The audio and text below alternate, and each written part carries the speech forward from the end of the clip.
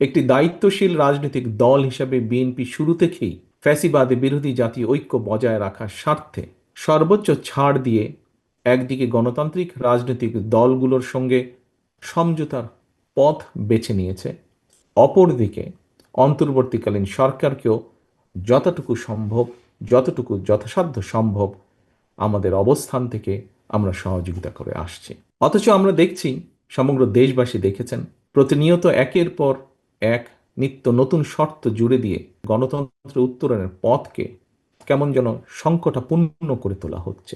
এর পরিণতি সম্পর্কেও আমাদেরকে সতর্ক থাকা অবশ্যই প্রয়োজন।